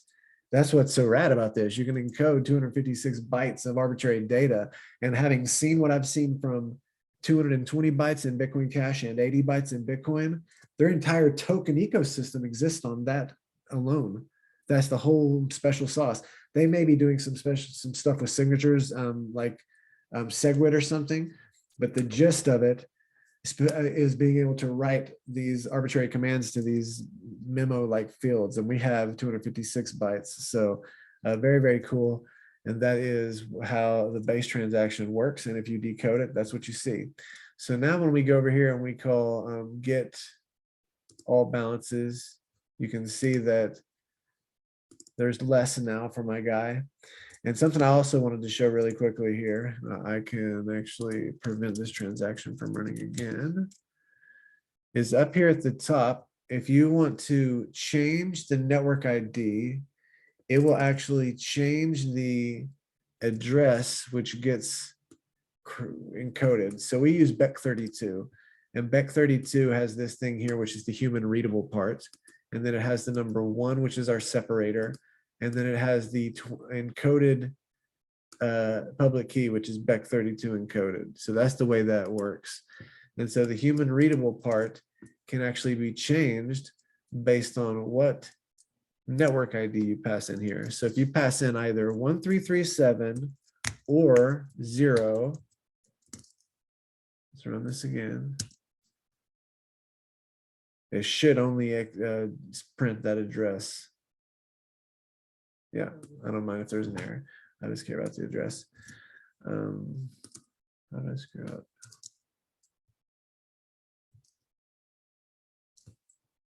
Anyway, it doesn't matter. So if you do 0 or 1337, you get X custom. If you do 1, 2, 3, 4, 5, you will actually get local.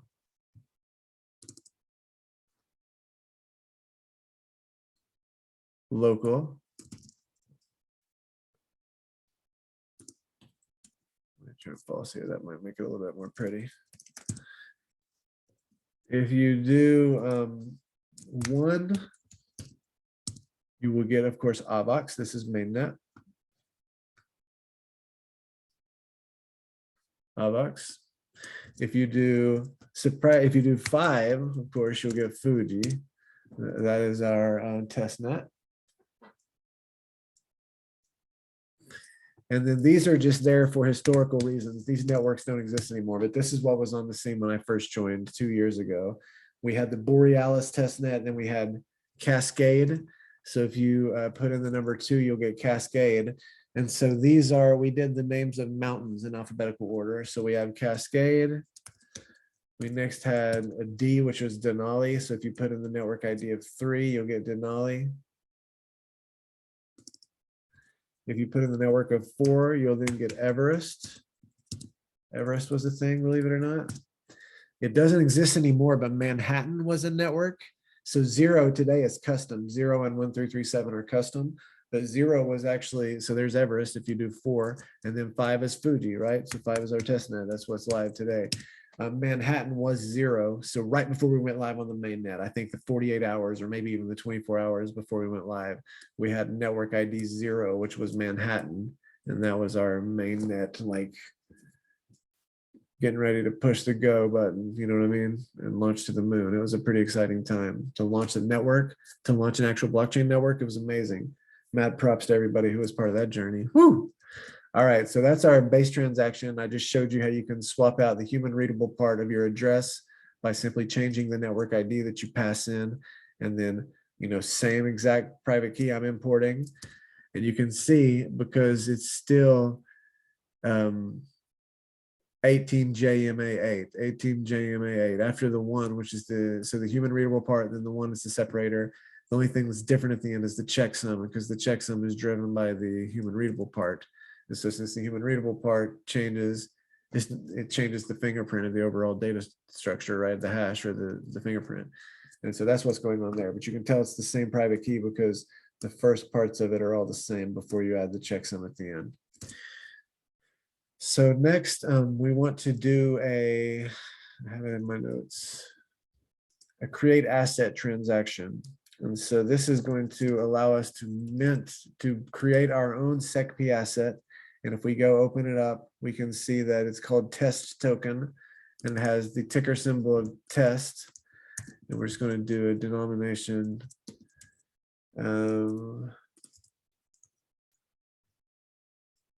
So now I have to create some initial states. You remember I told you initial states allows me to create a mint output if I want, so I can mint more in the future, or I can even hand out some of these tokens to people in the beginning. And that's what I'm doing here. So you can see I have initial state. I'm adding 1 output. So I'm creating an output, and it's going to create 507 of these new test tokens, and it's going to send them. Do I only have 1 private key here? I do. So it's just me. It's the guy who has the Ewok key, let's call it. The Ewok key is going to send itself 507 of these tokens. So right after I run this, when I go to get all balances, I'll see not only my Avax token, it's going to be -1 fee here because we're about to pay a fee to create an asset, which isn't free on the exchange. Do I have the fee schedule here? Is this it? No. Oh, what is this? The fee schedule. Yes, on the exchange to create an asset, it costs 0.01 AVAX. So we're going to pay this plus the fee, the normal fee of 1 million nano AVAX. And so here we go. Let's make sure everything is in order. And then it also creates a SecP mint output. Remember, I told you if I want to mint any of these in the future. So the SecP mint output is part of the transferable outputs. I had initially said it was part of the initial states. That's not the case. So the initial states is only the amount of the new asset that I'm creating and immediately giving to myself, or the EWAC address. The SecP mint output is actually just part of the transferable outputs. So just clarity on that. And then same thing here, I'm going to actually issue it as a buffer, so and a hex data string so we can decode it together. And then I'm also going to send it out to the Mint network and hopefully create an asset.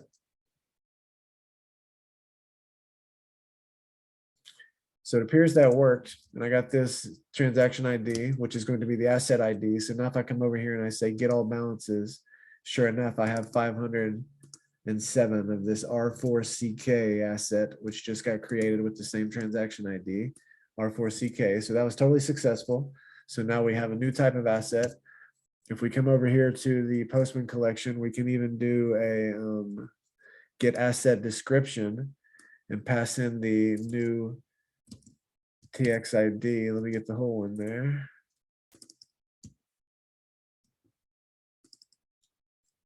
And run this. Place this guy here. Run this. And you can see this is test token with a ticker symbol TEST. It's the denomination 3, and this is the asset ID. So you can even take that asset ID, which is the transaction ID, and that's actually the asset ID of this new asset which we created, which you saw when we called get all balances, where there's 507. And we can mint them, which we're going to show in a second because I want to show something else pretty cool. But before we do that, let's do the good old step of debugging this together. We're going to take it over here and clean it up. Make it more easy to visually parse. We're now going to go to the README. We're going to decode this. So again, 2 bytes for the codec ID, 4 bytes for the type ID. If you remember, create asset transaction is of type 1, which we can see if we go right here.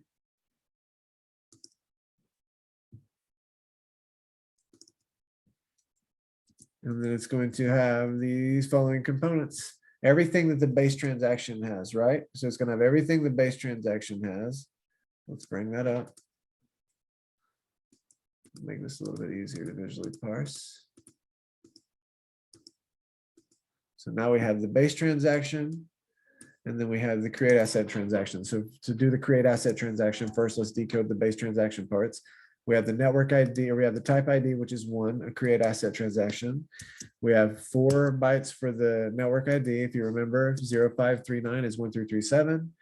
We have 32 bytes for the blockchain ID, which if you remember is the blockchain of the X chain on the local network. Then we have the number of transferable outputs. There's 1. It has 32 bytes for the asset ID, 4 bytes for the type ID, 7, if you remember, is SecP transferable output, 8 bytes for the amount, 8 bytes for the lock time, 4 bytes for the threshold, 4 bytes for the number of addresses in this array of addresses, 20 bytes for the single address, which maps to the EWAC key. So this output again is telling us that this AVAX output of type SecP transferable output of this amount, which is going to be the 29999 amount, is available immediately to spend by this one single address. The input that we're consuming, there's 1 of them. The 32 bytes is the asset ID. The 4 bytes is the TX ID, I'm sorry. The 4 bytes is the UTXO index. The 32 bytes is the asset ID. The 4 bytes is the type ID. 5 is the SecP transferable input. The 8 bytes is the amount. This is the 29999. So this is going to be the 29999 minus the fee, the output. The input is the 2999. The 4 bytes is the address index. counts, there's one, and then the next is the single address index. Then you're going to have a memo. It's going to be 36 bytes, or I'm sorry, 36 is the hexadecimal value. What is that in decimal? 54. So we might have to count this out. Maybe I might be able to get away with it like this. Actually, I can do it like this. Again, my brain knows the patterns. So I know that then after the memo field, they're going to go, after the memo field, we'll no longer be doing the base transaction stuff. Then we'll be doing the special stuff, which is special to the create asset transaction. And I know the first is the name, and they do 2 bytes and then the length of the name, and 2 bytes and the length of the string. So I looked for the 2 bytes that looked like it was the length of a name, 9. That is definitely it, and I'll prove it. And then I looked for the next 2 bytes that look 9 bytes later, and then it's 2 bytes that looks like it's the ticker symbol, and it's 4. And then the next single byte is the denomination. If you remember, it was type 3. And so let me prove this is correct. First off, this is going to be the memo. I go and I clean this up, remove the white spaces, and convert it from hex to ASCII. And of course, it says AVM utility method, build create asset transaction to create an ANT, an Avalanche native token. And you can see that that is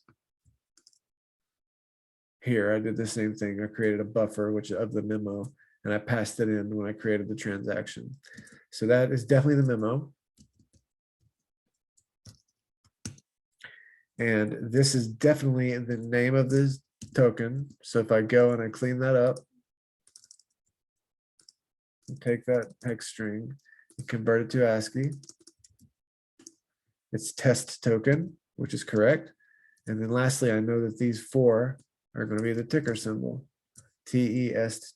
Let's clean it up.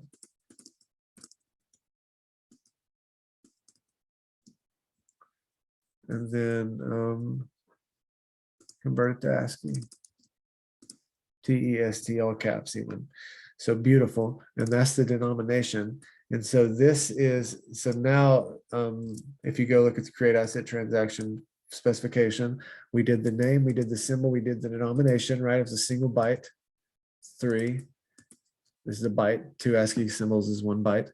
Now we have an initial states, an array of initial states. So we have 1, that's the length of it. Similar pattern as before, other than these 2, as I mentioned earlier, the create asset transaction has an example of a length counter, which is less than 4.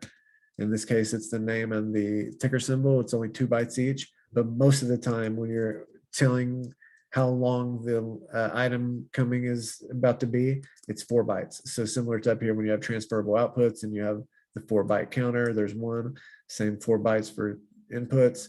So now this is the initial states, and it has 4 bytes that let you know there's going to be 1 initial state. And then an initial state, what does an initial state contain? Initial state right there, perfect. So it has a feature extension ID, which is 4 bytes. So it's 0. So if you remember, I told you there's 3 feature extensions. There's SecP, which is like variable and fixed cap assets. There's NFT, which if this is a 1, this will be creating an NFT. And then there's something called properties, which is actually the 2 feature extensions, the 3rd one. And that allows you to add arbitrary key value pairs to your outputs and your addresses, I should say. So you can do something like, say, every single address that's a validator on this network has to have certain KYC AML licenses attached or something, because I'm doing this private network. So basically you can add key value pairs to your different addresses. That's called properties. For now, we're doing SecP. So the first 4 bytes is the feature extension ID. And then you can see it has an array of outputs. And so basically, these are the different components. Let me just break it down. So this is the number of outputs. There's 2. And then the first output has a type ID of 6. So this is the mint output. If you remember, we created a mint output, which allows us to mint. So it has a lock time of 0. It has a threshold of 1, and then 1 out of this array of addresses can sign for it. And this, of course, is the EWOC address. So that's the mint output. And then we have type 7, which we know is the SecP transferable output. Remember, I told you 7 jumps out to me. So this I know for sure 01FB is the number 507. So let's clean that up. And then it goes converted to decimal.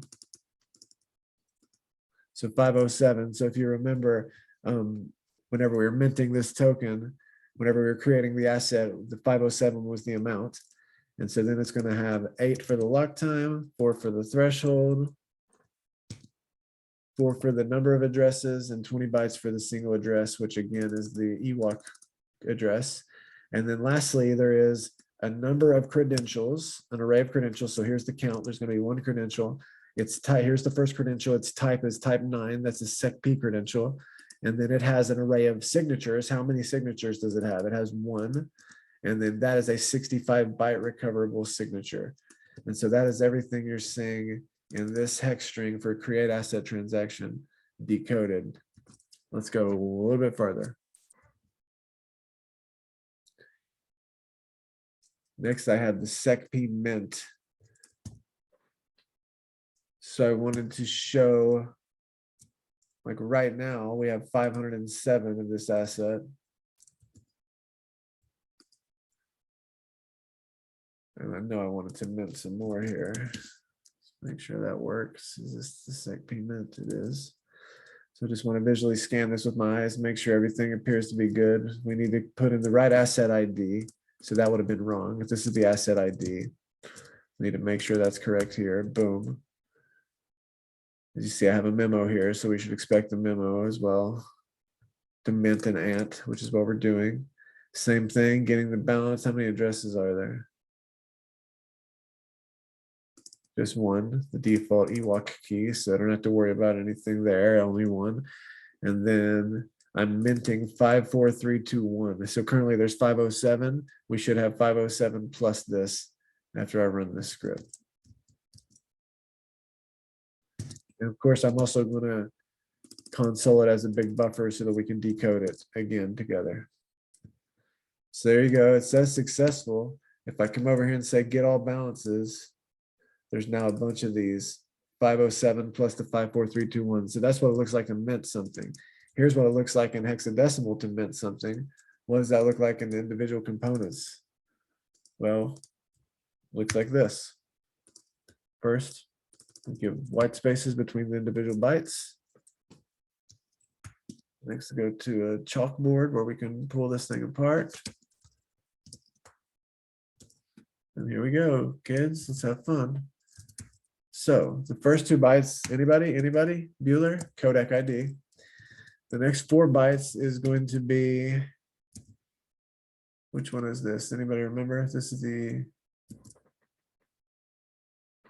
oh yes, this is the operation transaction. That's what's cool about this. In order to mint, you have to do an operation transaction. So that takes us to the next place, because I wanted to say type 2 is what an operation transaction is, right?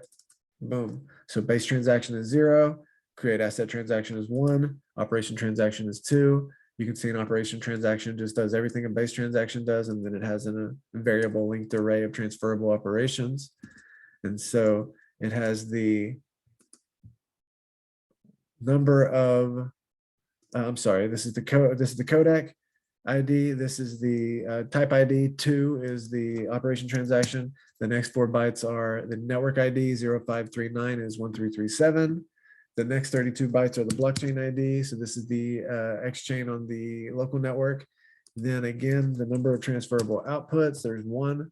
It's going to have 32 bytes for the asset ID, 4 bytes for the type ID, 7 is a SecP transferable output. 1, 2, 3, 4. It's going to have 8 bytes for the amount, 8 bytes for the lock time, 4 bytes for the threshold, 4 bytes for the number of addresses in this array, 20 bytes for the single 20-byte address in that array, which maps to the EWOC key. Next, it's going to have the number of transferable inputs, and that's 1.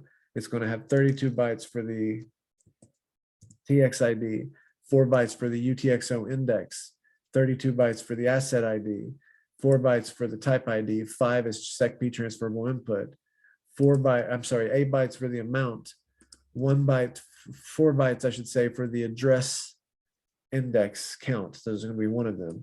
And then the single address index. Next, it's going to have the memo. So it's going to have 31 fields for the memo. But if you remember, we're going to be looking for a variable length array of transferable operations after that. So I know there's going to be a number 1 because that's how many operations I have. So I can, again, just visually look for that and presume that this is going to be the memo bytes, which we can take over here and clean up and convert from hexadecimal to ASCII. And sure enough, it says AVM utility method build segment, build secp mint transaction to mint an ant. And if you remember, that's exactly what we saw when we were in there, because this is in fact the memo. Beautiful stuff.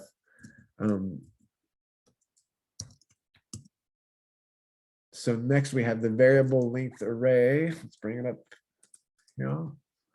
of operations. So we have 4, which tells us there's 1, and then we have the operations, which this is going to be. Let's get over here. Sorry, we have the variable. We have the operations, and then this type is a secp mint operation. If you guys remember, that's what we were doing, minting some of these secps. So let me find that. Boom, secp mint operation. It should be type 8. So let's see what it is.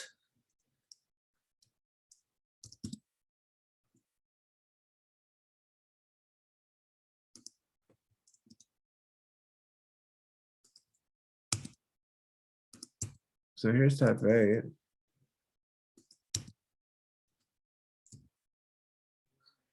Address indices. Let's see here. Break out everything I recognize. So I know for sure this 2 and 9 is the credentials and signatures. I know how that all looks.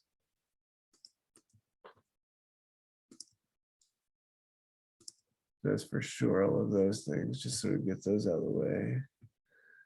I know what this is.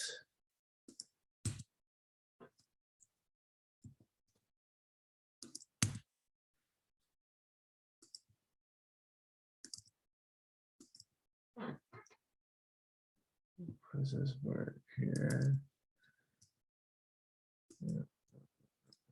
I don't know what that is. This is an output right here, because you can see an amount, a lock time, threshold, a number of signatures, or a number of addresses, and then the address. What does this map to?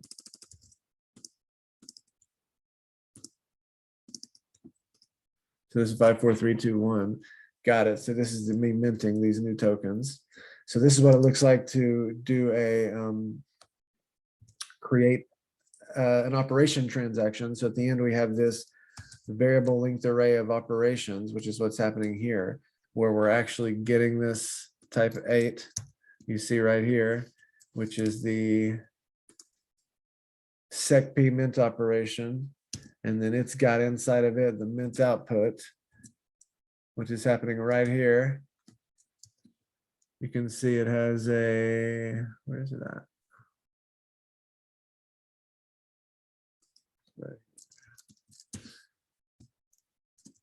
It has 8 for the lock time, 1 for the threshold, 1 for the signature, and 1 for the number of addresses. So this data structure right here is the secp mint operation. And then right here, you have the transferable output. And then you have 2 credentials, one of type 9, which is a secp credential, and it has 1 65-byte recoverable signature. And then you have another signature here as well. And it has you have another credential here, also secp, and it has 1 signature, which is a 65-byte recoverable signature as well. Okay, if you made it this far, you're amazing. We have a couple more transactions to go, and then we're going to wrap this up.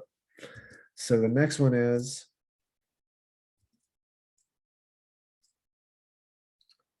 the base transaction with the ant. And the reason I wanted to show this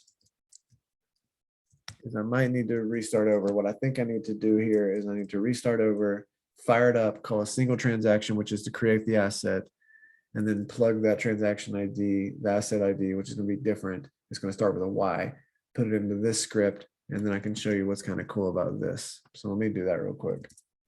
I'm going to restart the network. So since I'm using the Avalanche network runner, that literally just means me killing it with Control C, and then me restarting it with go run examples local 5-node network main.go. And it will that quickly fire me up another 5-node network that I can then go over to is bootstrapped. And it says true already. So that fast it's spun me up a 5-node network. So now I want to do the first thing, which is to create an asset transaction.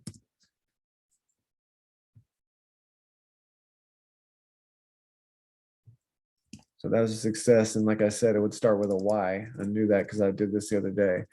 They're all deterministic, transactions are. So if you put in the same input, you'll always get the same output.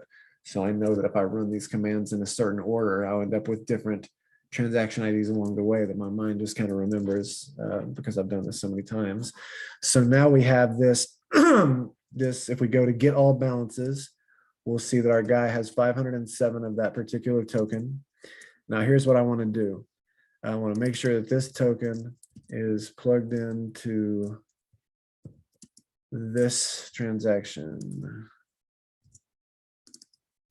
Make sure the TX ID is correct because there's something going on here.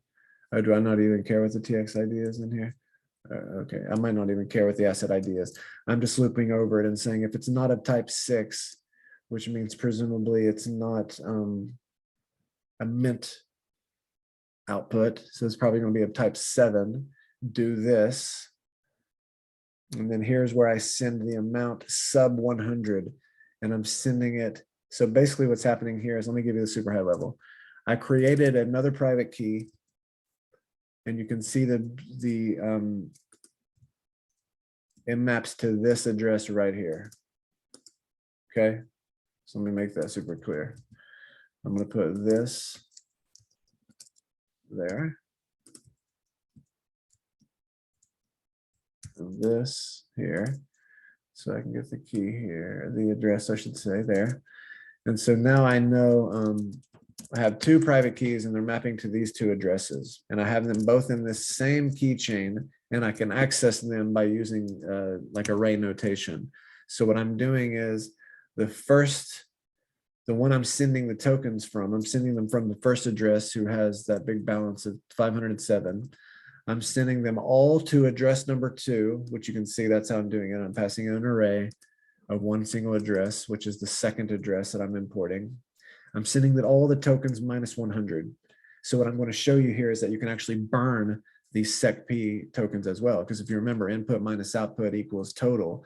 So if I have 507 total that I've ever issued, and I'm about to send 407 to this person and burn 100, then the reason I'm pointing this out is you could extend the Avalanche Virtual Machine and plug in a new feature extension, which allows you to take advantage of the fact that you can issue your own ants and burn them for fees, or give them to validators for fees, or whatever you want to do. I just wanted to demonstrate that that is in fact possible. So here we're about to do that. And then the change right here, I'm doing the change output, which is going to have the entire AVAX amount minus the fee. So that same pattern, but I'm sending it all back to the EWOC address. So you're right, I have 2 addresses in this X address array. The first one is EWOC. It's going to get the AVAX money back, but it's getting rid of all of the new tokens we just created. And all of them sans 100 are going to send to the second address, but none of the AVAX. So it's not going to have an AVAX balance. So let's see this in action.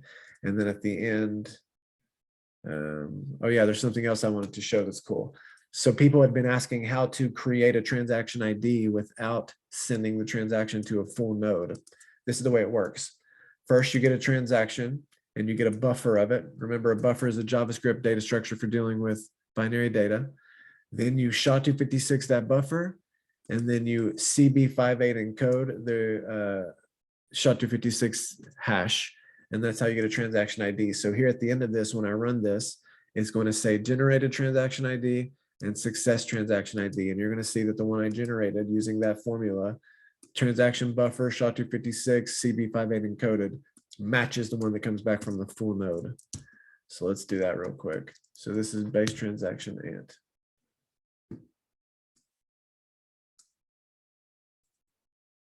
So sure enough, generated transaction Z95 success transaction Z95. So they matched.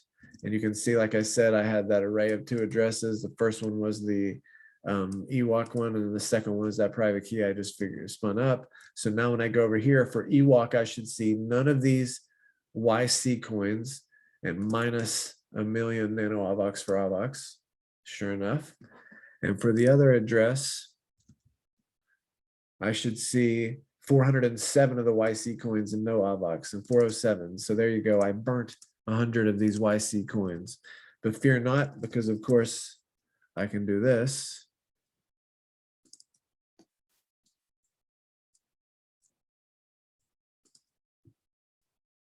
The SecP mint, where do I put in the asset ID?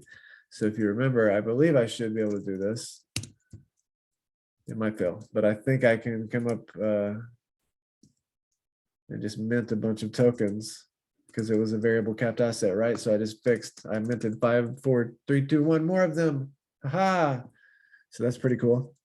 And so now there's just a few more transactions. Thank you for bearing with me, dear folks.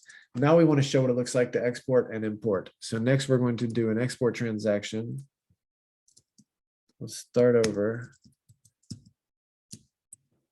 We're just going to show export and importing AVAX, but you can do this with ants as well. The export and the import transaction have a asset ID field, and you, instead of passing in AVAX, you pass in this YC coin that we just created. And it's the exact same API. You're just transferring a SecP asset instead of AVAX, and that's all AVAX is a SecP asset. So you can actually swap ants, Avalanche native tokens, across the different virtual machines. It's pretty cool. So is this bootstrapped? Do I have a balance back to 3 million, 300 million? All right, so we're good. We're back in a good state. So now what I wanted to show is that on the AVM, if we say get all balances, we know we should see a 300 million AVAX balance.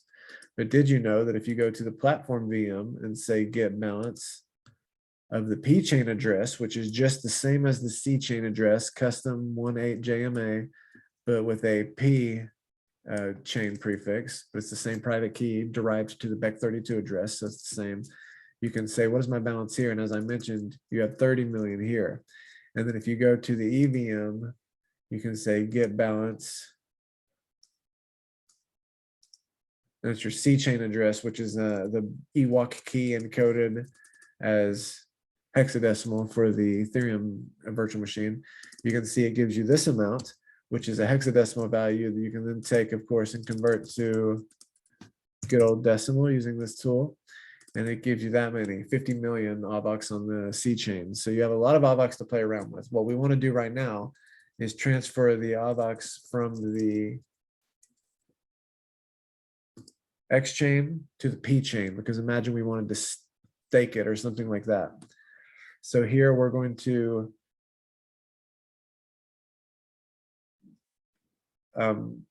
log the hex at the end because I wanted to show you that. And then we're basically going to transfer all of the, let's see.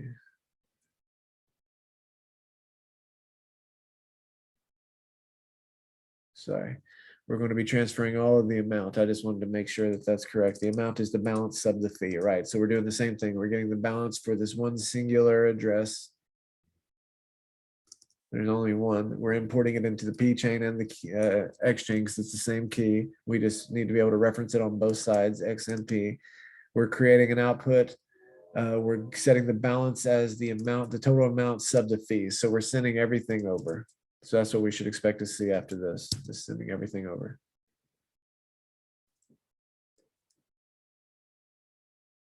And so that was a success. And if we come over here now, we can see that if we go to the AVM get all balances, if you remember before, it was 300 million. It's not going to be no more. Boom, it's not. So now if we come over to the, we have an atomic UTXO, and we can actually prove that by getting our P chain address. And we can go to like platform.get UTXOs.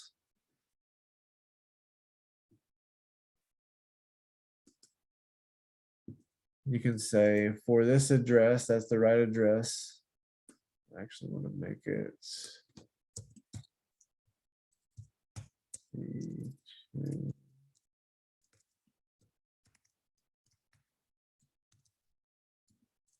Save it as that. I'm saying coming from the X chain, give me any atomic UTXO. Is that not how it looks? Kitties? I'm sure I'll get it. Give me 1 second here. P chain address.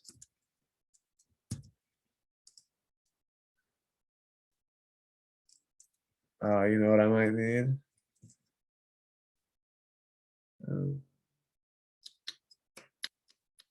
UTXO, where's that?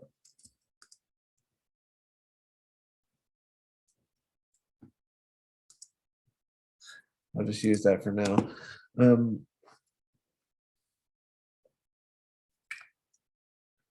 So if I go to environments, localhost, where's the P chain? Why did that not work?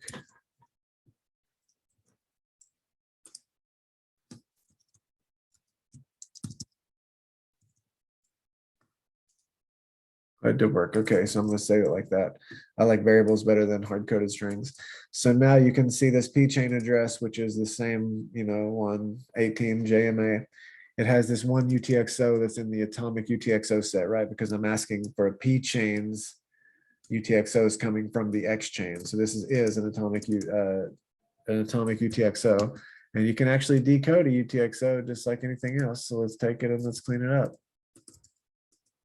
If you look at this, there's a spec for UTXO. And so let's take this and take it over to our whiteboard and dissect it.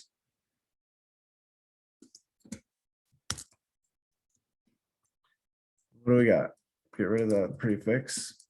The first is going to be a codec ID. I'm sure of that. Yep, codec ID. And then a 32-byte TX ID.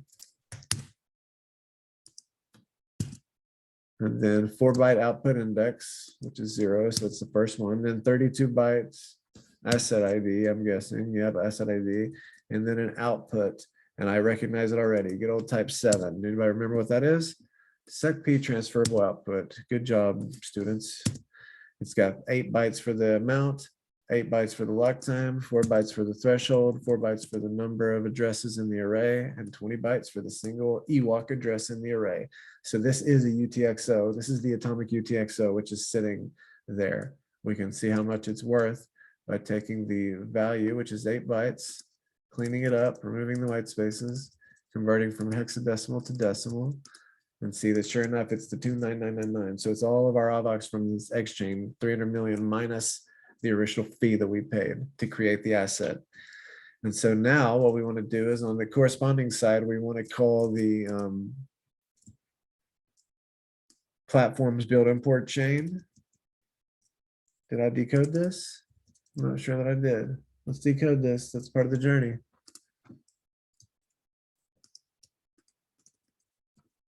So we decoded the UTXO, but we didn't decode the transaction. So we have to do it. That's what we're here to learn. You can fast forward if it's annoying or you don't want to see it again, but I like to do it over and over because it really helps me have an intuition about how these virtual machines serialize. So now we have the 2 bytes for codec, 4 bytes for type ID. So if 4 is an export transaction, 4 bytes for the network ID, 0539, of course, is the 1337 in hexadecimal, 32 bytes for the blockchain ID, that's the X chain on the local network. Now we have the number of transferable outputs. So that's interesting. There's 0. Okay, no outputs on this time. The number of transferable inputs, there's 1. So then you have 32 bytes for the asset ID, 4 bytes for the UTXO index, 32 bytes for the 10 TX ID, 4 bytes for the asset ID. I'm sorry, for the type ID, 5 is the SecP transferable input, 8 bytes for the amount, 4 bytes for the address index count, and then the single address index is 4. Then you have the memo length. And then I might be able to even divvy this up just by looking at it with my eyes. Again, I suspect something about this bunch of zeros. If I had to guess, that is a destination chain. So I'm sending them to the P chain, whose 32-byte identifier happens to be all zeros. and then there's going to be a 1, and then 32 bytes, and then I can see a 7, so that's the type ID of a SecP transferable output, and that means I have 8 bytes for the amount, 8 bytes for the lock time, 4 bytes for the threshold, 4 bytes for the number of addresses in the array, 20 bytes for the single EWALK address, and then you have the credentials. So you have the number of credentials, there's going to be 1. The very first credentials type ID is 9, that's SecP. That has a number of signatures of 1, and then it has in its array a single 65 byte recoverable signature. And so that is how you decode an export transaction. It didn't have any transferable outputs, but it had an exportable output. So this is the atomic UTXO that we just created. So now we can, I don't need to decode the P chain's import transaction. All I want to do is show that if we go to the P chain get balance,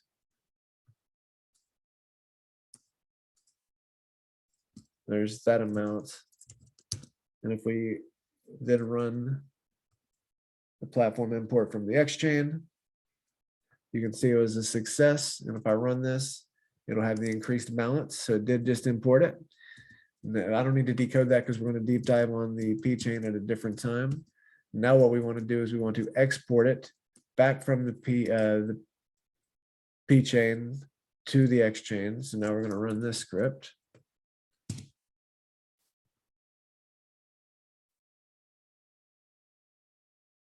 And so that was a success. If I come over and check the balance now, now that address on the P chain has no balance, I could go look, and there's an atomic UTXO for the X chain address. So if I get over here and get UTXO, I want to go to the AVM and say get UTXO. And it's going to be for the X chain address, and I want to check for ones that are coming from the P chain. And so there's a single one. It's an atomic UTXO. I can take it over here. I can clean it up a little. I can take it to the whiteboard to dissect.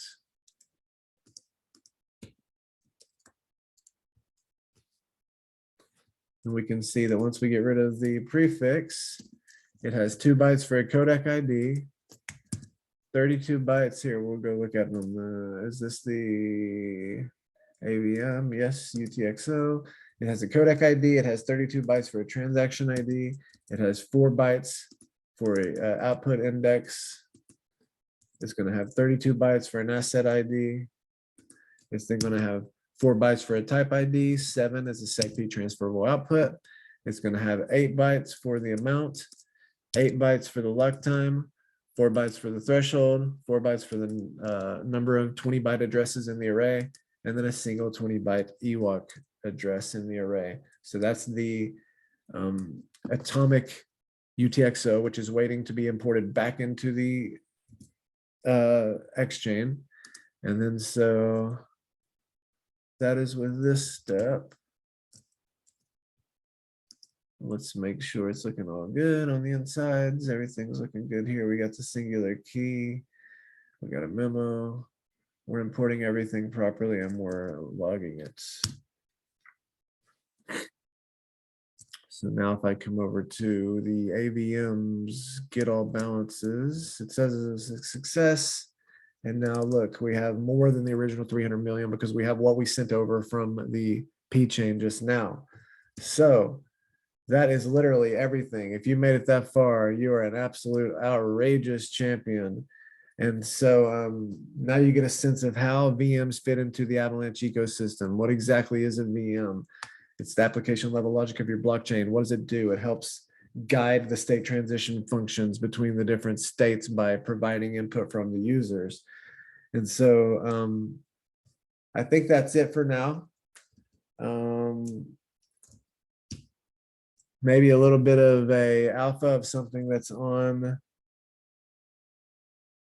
the next build of AJS. Should I do it? Should I do it? Check this out. If I restart the 5-node network,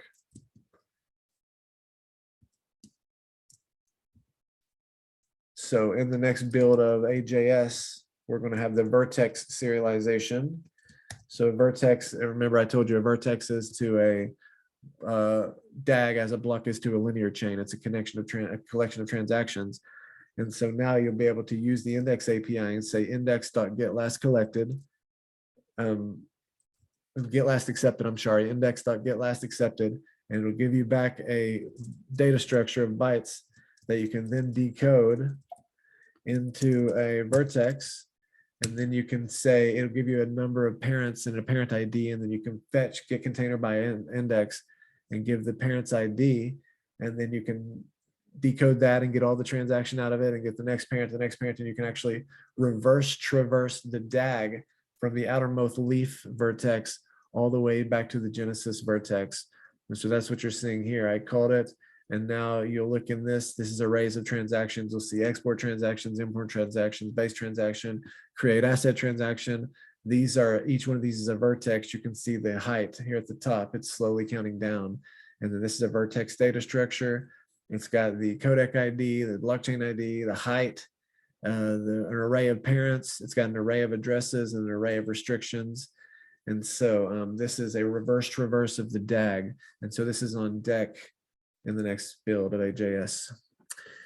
All right, if you guys made it this far, you're an absolute out of this world champion. Thank you so much for all your support. It's been a really great journey so far, and we're just getting started. So we'll be back next week with more great Avalanche content. Thank you so much. From Snowflake to Avalanche, and through consensus to the stars. Thank you so much, everybody. Peace.